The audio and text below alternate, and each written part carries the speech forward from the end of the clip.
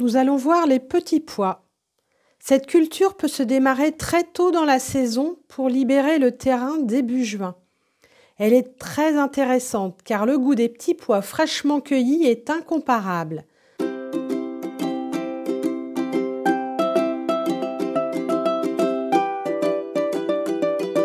C'est un légume primeur que vous aurez plaisir à déguster. De plus, à l'achat, les petits pois frais sont assez onéreux.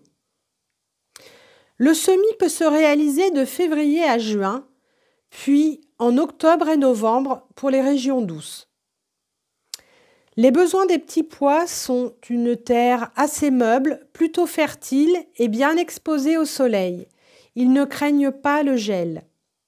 Vous pourrez semer directement en pleine terre en rang en plaçant un grain tous les 2 à 3 cm ou en poquet, c'est-à-dire en regroupant 6 à 8 graines en une seule fois. Les poquets ou concentrations de grains seront espacés d'environ 30 cm. Il est conseillé d'échelonner les semis si vous voulez étaler vos récoltes et ne pas avoir tout à éplucher d'un coup. Les variétés. Il existe plusieurs types de petits pois. Les grains ronds seront plus précoces et plus résistants au gel, mais d'une qualité gustative inférieure aux pois à grains ridés. Vous pouvez donc tester les deux en commençant la culture des grains ronds puis des grains ridés. Vous pourrez également trouver des pois mange-tout qui seront cultivés pour être consommés avec la gousse avant complète maturité. Plusieurs catégories de petits pois existent. Vous pouvez trouver des variétés naines qui resteront assez basses au niveau du sol, maximum 50 cm de hauteur. Les variétés à rames devront être conduites sur des tuteurs ou par tout autre moyen pour les maintenir en hauteur et leur permettre de ne pas plier au vent. L'avantage des petits pois à rames est d'offrir du volume à votre jardin.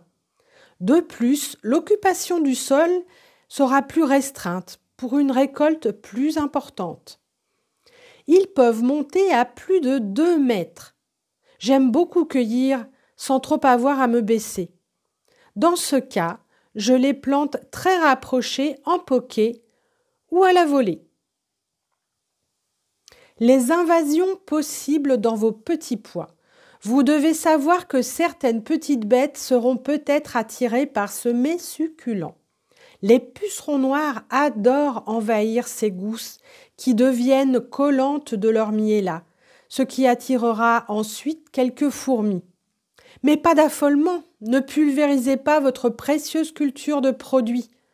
Vous pouvez mettre un coup de jet d'eau pour les faire tomber ou les enlever à la main.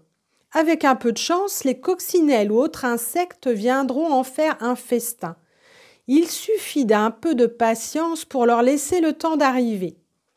La perte de poids ne sera peut-être pas conséquente. Ils peuvent continuer à grossir malgré tout. Le charançon ou citoine du pois pourrait quant à lui s'attaquer aux feuilles et aux racines qu'il trouve bien à son goût. Et comme on dit jamais 203, la tordeuse du pois, elle s'attaquera plutôt au grain. Vous la reconnaîtrez lors de l'épluchage des pois. Vous verrez de minuscules petits vers blancs sortir des grains ou les grignoter. Il suffit de mettre de côté ces grains, les autres seront tout à fait consommables. Rassurez-vous, il devrait vous en rester à manger. C'est le jeu du jardinage. J'en laisse toujours une part pour la biodiversité. Enfin, quand elle m'y oblige. En fin de culture, le feuillage sera peut-être atteint par les champignons, par une sorte de mildiou, de la rouille ou de l'oïdium. Mais ce n'est pas grave, la récolte est bien souvent terminée et cela n'affectera pas les derniers grains protégés par leur gousse. Pour la consommation, ma préférence va à la cuisson vapeur. Il m'arrive d'en déguster quelques-uns crus aussitôt cueillis pour le plaisir. Et si j'en ai un peu trop, je passe une soirée télé à faire l'épluchage et je mets direct au congélateur des sachets de petits pois dont je pourrai prélever des portions au fil du nécessaire plus tard lorsqu'ils auront fini de produire.